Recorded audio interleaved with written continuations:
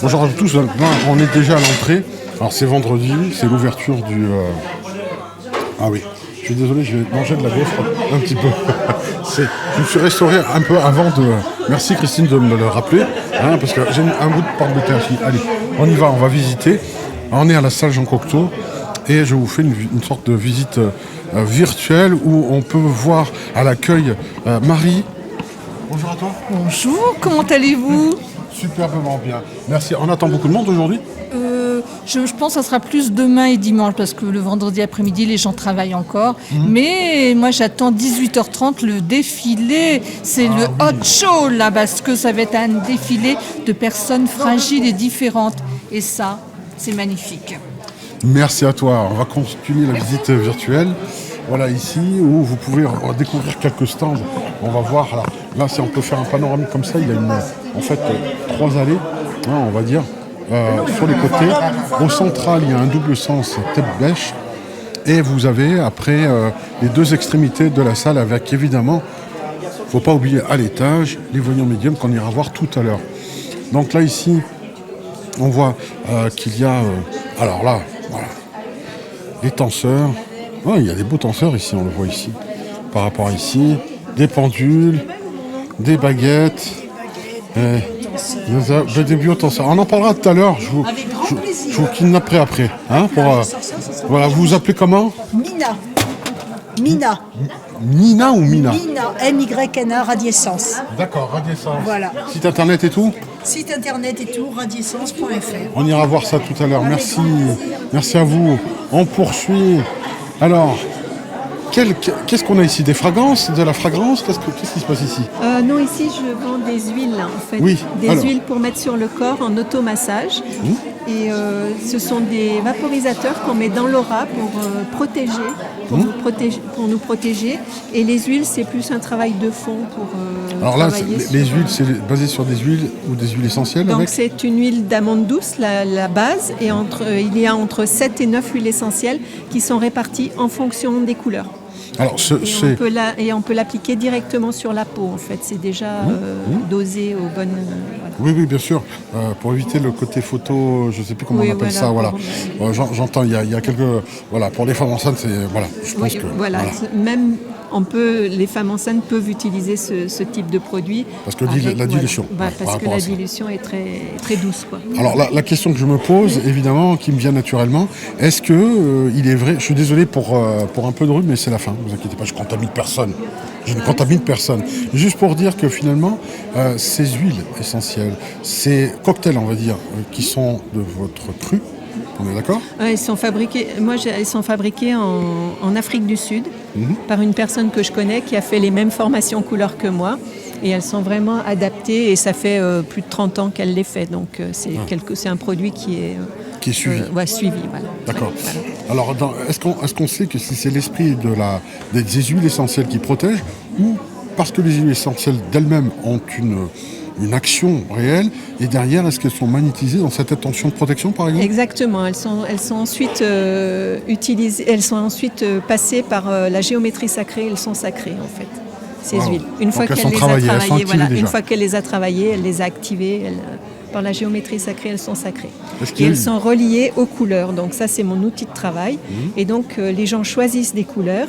Et à travers ces couleurs qu'ils ont choisies, moi, je peux voir où en est la personne au point de vue énergétique, en fait. S'il y a un blocage énergétique au niveau du corps ou quelque chose. Ça, c'est quoi ? C'est votre perception ? C'est l'ensemble du choix de couleurs. Il faut choisir 7 couleurs et c'est un... Comment dire ? En fait, la couleur, ça a une longueur d'onde et a une signification. Et moi, je vais voir avec la signification de chaque couleur comment est la personne et où elle en est, quoi. Wow, ça donne envie, hein, J'avais envie. Alors, vous êtes là tout le week-end, hein ? Oui, je suis là tout le week-end. Tout le week-end. Vous êtes basé où pour ceux qui... Alors, je suis basée à Sète. Moi, j'habite loin. Mais avant, j'étais lyonnaise et donc je reviens dans la région pour que mes clients me retrouvent, en fait. D'accord. Ici. Un site internet ? Oui, bien sûr. Diazane.com. Diazane.com. Merci en tout cas pour cette belle découverte. Et puis voilà, on vous invite à venir déjà. On continue la visite. Merci à vous. Merci à vous. Alors là, des bols tibétains qui sont juste magnifiques. On voit ici. Alors, c'est vrai que certaines personnes prennent des bols tibétains. Alors, ne riez pas, hein, c'est pas ridicule. Les mettre quelquefois sur la tête, à l'envers, et les font sonner. Ça résonne. Alors, il faut y aller doucement, évidemment, parce que ça vibre fort. Hein, mais c'est pas mal, j'aime bien, j'aime beaucoup. Donc, on voit ici des tailles maximales, et c'est pas parce que, en général, globalement, plus on prend un bol tibétain qui est large, qui est gros, en termes de taille, plus il va sonner dans les graves. Mais on ne sait pas pourquoi, un même bol tibétain qui va sonner, qui va avoir une sonorité dans les graves chez quelqu'un, le même bol tibétain qui va sonner grave va sonner différemment chez une autre personne. Voilà, ça c'est dû à la constitution, à sa vibration, à plein de choses. On fera peut-être des essais tout à l'heure. Christine a envie d'en faire sonner un. Garçon, s'il vous plaît, addition. Ça ressemble un peu à ça. Voilà. C'est des lithothérapies ici. On peut voir. Bonjour. Bonjour. Bonjour.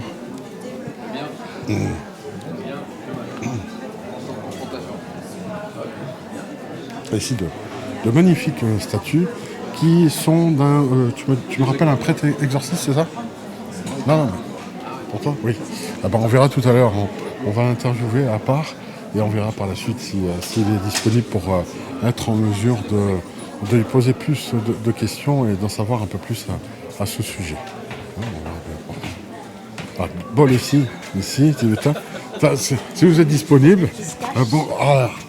Bonjour à toi. Comment tu t'appelles? Moi, je m'appelle Louis. Louis, alors ta fonction, ton titre, comment ça marche? Alors, ma fonction, laquelle? Il y en a beaucoup. Ouais, par rapport à la voie de Gaïa ou ma fonction à moi? Ta fonction à toi. Alors, ma fonction à moi, je suis révérend de l'église catholique gallicane et je suis exorciste. D'accord, moi déjà, prêtre, curé, révérend, j'y comprends rien. On s'en fout. Ah bon, c'est vrai? C'est pas grave. C'est vrai. On fait partie de l'église. Ok. C'est un titre. Hein, D'accord. Prêtre. Oui. Donc, voilà. Ok. Okay. Et vis-à-vis de la vie de Gaïa, la voie de Gaïa, donc la voie de Gaïa, ce qui est là, l'entreprise, c'est l'entreprise à mon épouse, Sarita, avec laquelle on est en partenariat. D'accord. Voilà. D'accord. Alors, exorcisme. C'est ça. On va en parler. Après, plus tard. Après, plus tard. On parle d'abord de la voie de Gaïa. Ah, si tu veux. Allez. Si tu veux, vas-y, t'en prie. Alors, la voie de Gaïa, c'est tout ce qui est ésotérique et cultuel. Donc, on trouve aussi bien de l'ésotérisme avec... Il le montre, hein. Voilà. Pour ça. Avec des symboles ésotériques qui n'ont rien à voir avec la religion, pour certains, avec du sel de l'Himalaya, avec des lotus, avec des Bouddhas, avec les chakras, Métatron. Donc on va retrouver tout un tas d'éléments qui nous ramènent là-dessus. Et ensuite avec des objets du culte, avec des pendules, tout ce qui va nous ramener sur l'ésotérisme, l'ouverture, de tout ça. Après, tout ce qui va être un peu plus cultuel, qui est objet du culte, avec des croix, des médailles, des statues, donc différentes statues qui sont... on a de la chance d'avoir des statues qui sont comme celle-là. Oui, il y en a beaucoup... Voilà. m'a tapé dans l'œil. Hein. Alors, c'est pas du bronze. Oui. Hein, financièrement, ce serait excessivement cher. Donc, par contre, on a la chance d'avoir quelque chose qui est très, très sympa comme produit, qui est un mélange de résine et de poudre de bronze. Donc, on a. Le rendu est magnifique. Il y a quand même du bronze à l'intérieur, moins que c'était un vrai bronze. C'est comme l'or qui est symboliquement représenté dans les bols tibétains. Il n'y a pas 7 métaux. Voilà. Il y en a, mais c'est le pourcentage. Voilà. Là, on est après sur 2 tiers, 1 tiers. 2 tiers de résine, 1 tiers de poudre de bronze. Elles sont toutes reprises une par une à la main. Donc il y a un gros travail qui est fait manuel de finition, de polissage. Et on est sur des statues qui sont pleines. Elles ne sont pas creuses. D'accord ? Sous posé. Oui, bien sûr. J'ose pas. Ah oui, ça pèse son poids. Voilà. Quand même. D'accord ? L'autre avantage qu'il y a, en ayant des statues en bronze comme ça qui sont pleines, il y a beaucoup de gens qui viennent éventuellement pour les mettre sur des tombes.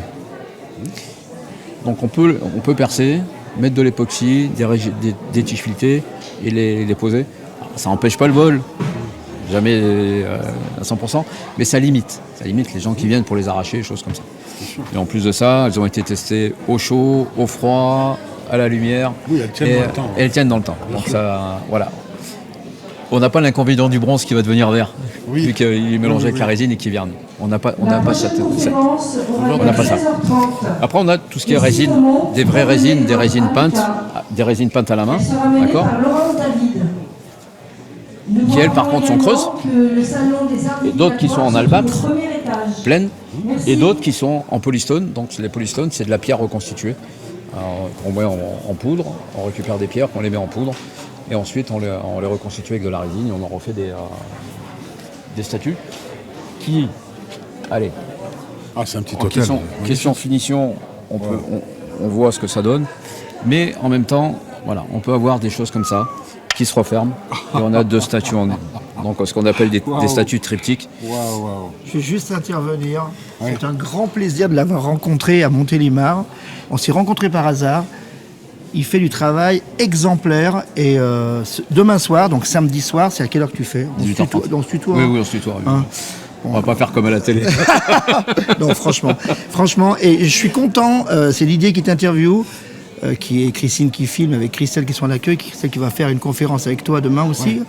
Je suis content que ça c'est des amis, mais je suis content aussi qu'ils fassent partie de la troupe des conférences, enfin la troupe du bien-être. Qu'ils fassent partie de l'événement. Voilà, franchement c'est un plaisir. Par contre il vient pas à Saint-Clair, donc là ça me fait un peu chier. Enfin pardon, ça... mais franchement, grande personne et une belle âme. Voilà, c'était juste en passant. Merci. Donc là ce que je comprends, on va continuer l'explication, mais c'est pas, tu n'es pas un détaillant fournisseur habituel. Tu connais vraiment tes produits de A à Z, leur provenance, leur façon Elle de aussi. fabriquer. Voilà. Oui, non, j'entends. L'ensemble de l'équipe, on va dire. En fait, on peut pas. On n'est pas que sur du one shot. On n'est pas là que pour vendre. On vend pas un objet. On vend tout ce qui va avec. C'est-à-dire que là, qu'est-ce que représente l'objet, la valeur de l'objet, ce que ça rayonne pas. Pourquoi je prends une vierge et pourquoi je prends pas Jésus? Pourquoi je prends Jésus et pas une vierge? Pourquoi je vais pas chercher le Padre Pio? Ou pourquoi je vais aller chercher Saint-Antoine de Padoue? Il faut avoir l'affinité avec un saint en particulier. Les gens, on pourrait vendre le plus cher, mais c'est pas le but. Si ça ne correspond pas. Le but est que la statue du saint ou de la sainte qui est récupérée corresponde à la demande de la personne au moment où elle en a besoin. Si quelqu'un qui vient chez nous, il vient pas chercher des caramels parce qu'il voilà, il vient chercher un support, il vient chercher une aide, un accompagnement. Voilà, donc en fait, j'entends. Il y a ce qui va avec. Voilà. Après on a d'autres. En plus de ça, il y a des encens, différents encens, donc des encens en bâton que tout le monde connaît, des encens grecs, des encens en grains qui fonctionnent avec des charbons. Et après, on a toute une panoplie de chapelets, de croix, de crucifix et d'encensoirs et brûle-encens, parce que c'est pas la même chose. Hein. Il y en a un qui est fait pour se déplacer, l'autre qui est fait pour rester. Je vois le pilon aussi. Un petit pilon, ouais. Voilà, pour écraser les graines. Voilà. Alors il y en a qui s'en servent pour écraser le poivre aussi. Hein.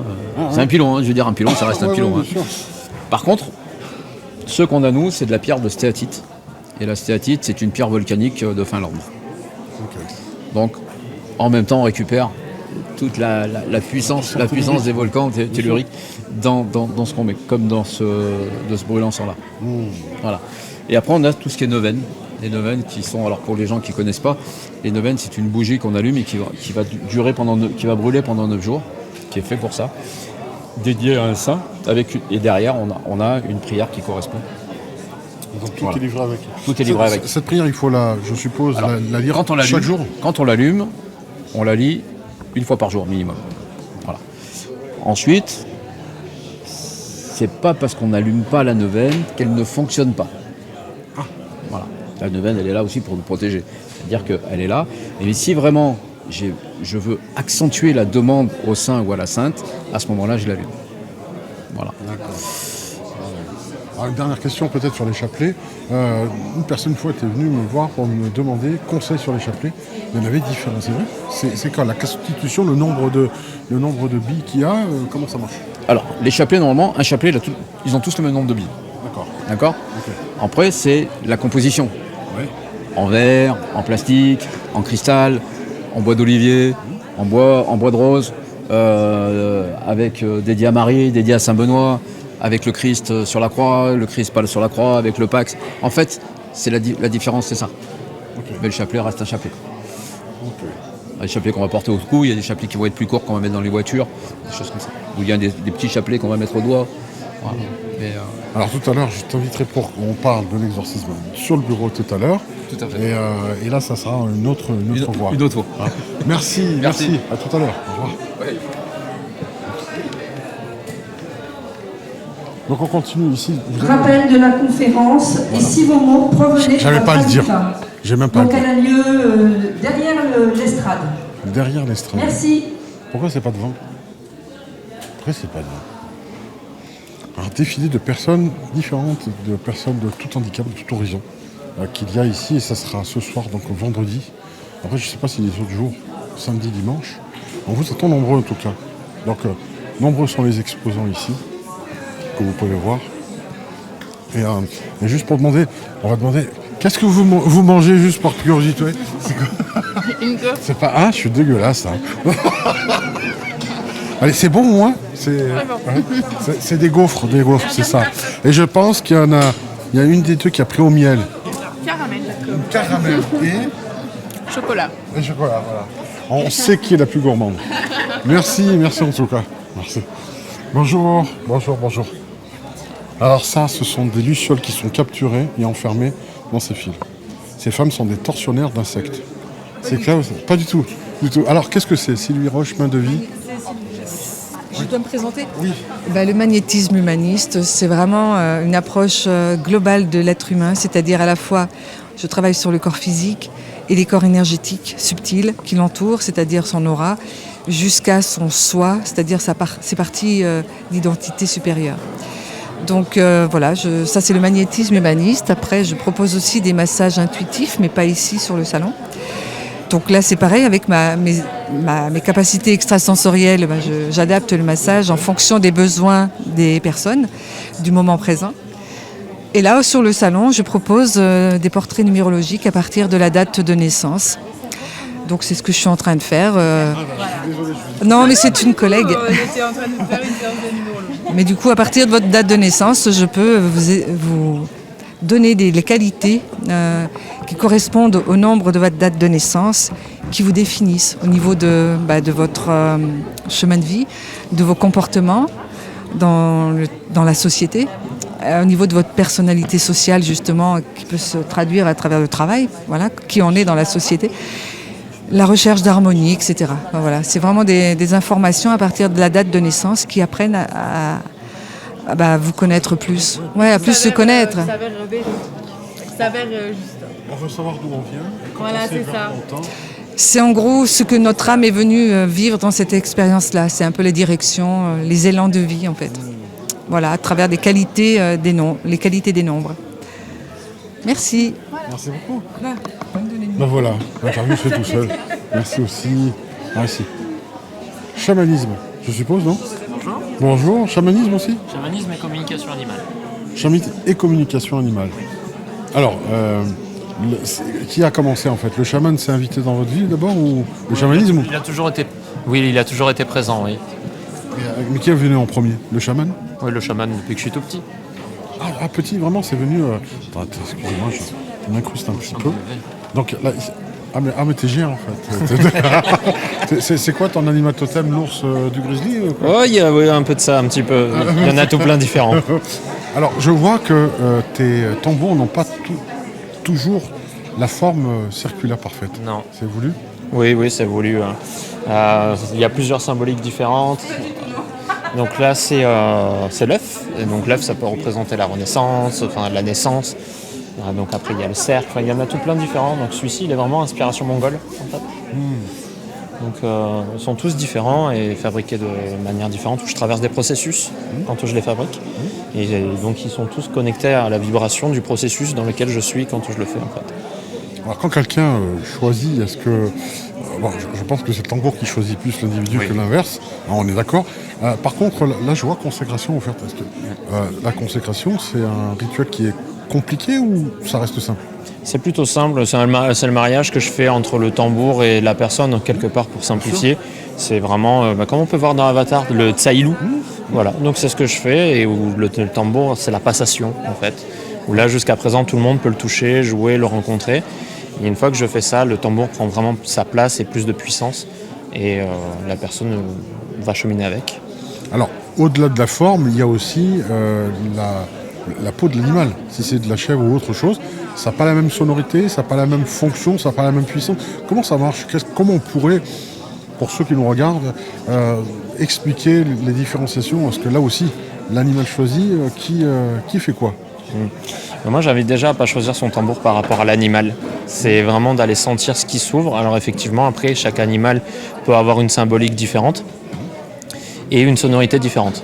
Donc l'épaisseur de la peau, donc effectivement la chèvre va avoir une peau très métallique, un son très métallique. Le buffle, beaucoup plus profond, c'est une peau très épaisse, le bison, le cheval, donc tout va être différent, et suivant la partie de l'animal qui est utilisée, elle est plus ou moins épaisse ou fine. Donc ça va changer vraiment le son, ce qui fait que chaque tambour est unique, parce que sur une partie comme ici, on peut avoir une partie épaisse et une partie plus fine qui va donner des sonorités complètement différentes. Donc là, il y a des tonalités différentes en termes de richesse sonore. Oui, c'est ça. Et ce qui change aussi le son du tambour, c'est le cadre. Donc s'il est en bois massif, en lamellé collé, la profondeur du cadre et l'épaisseur du cadre. Le chanfrein. Tout. Le chanfrein, et puis la tension sur chaque lien aussi, qui va émettre une tension différente aussi sur la peau. Il y a moyen de le tester là? Bien sûr. Alors, ici, on va voir ici. Alors, voilà, tu tends le micro pour que je puisse l'enregistrer.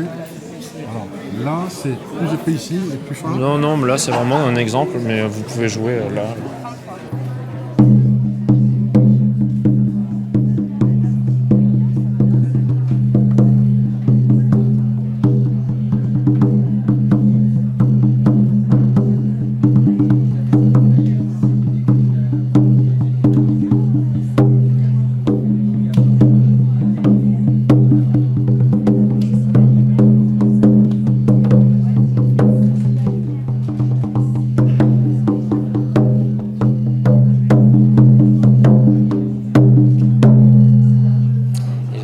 Si tu as remarqué, mais la particularité de ce tambour, il permet d'avoir deux tambours en un. Donc parce que là, il y a une plus grosse caisse et là, une plus petite. Là, ouais. Ouais.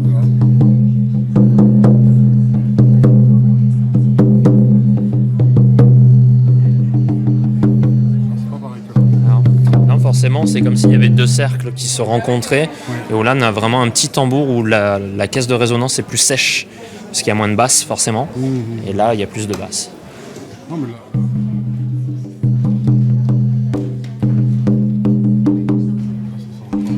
Ouais, plus proche de la chèvre. Ouais, un petit peu. Ouais.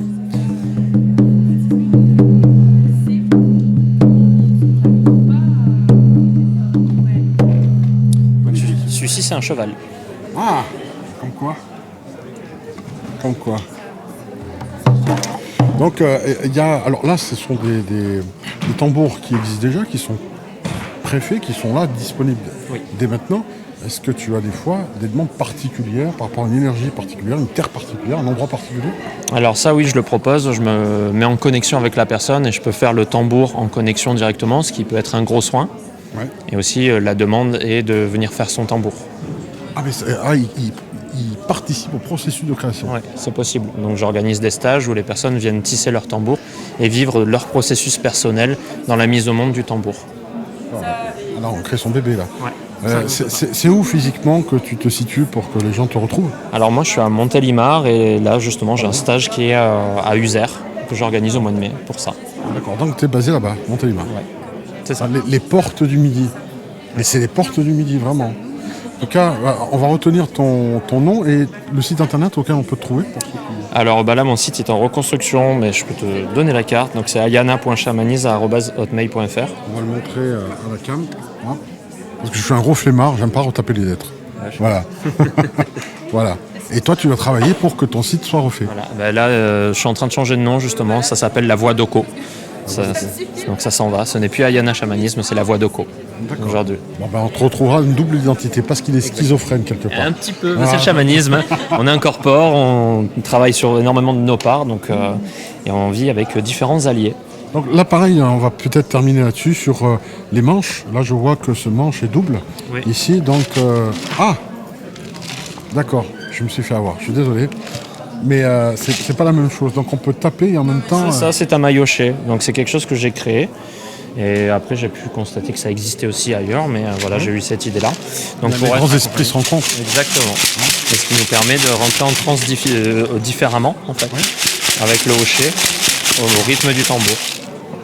Il y a presque quelque chose dans les croches dans l'air. Ouais, c'est vraiment autre chose. Et donc l'essence du bois, si elle diffère, c'est voulu aussi, c'est recherché ou pas? Oui, alors certains ils voient de la médecine, moi j'aime bien, ça apporte une autre énergie.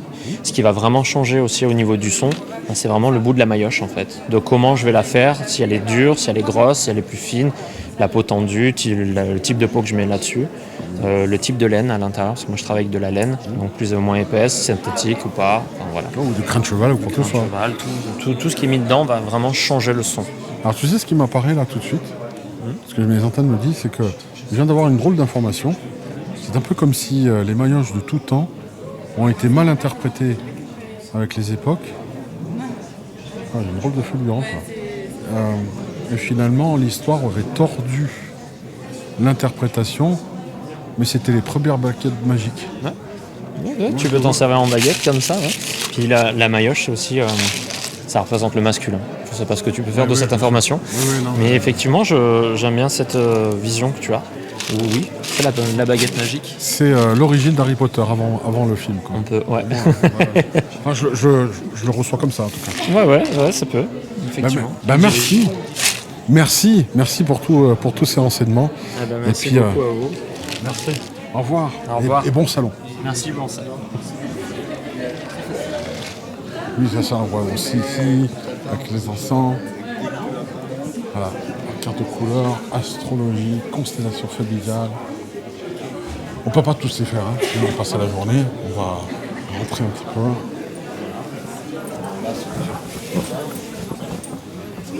Et voilà, alors évidemment, si vous voulez connaître la suite, eh bien là c'est le stand de Curious Apprentice sur lequel vous pouvez découvrir les créations de dentelle en carton, de sculptures particulières, énergétiques. Un travail colossal réalisé par Christine qui vous propose en fait ces créations uniques. Chaque statue est unique.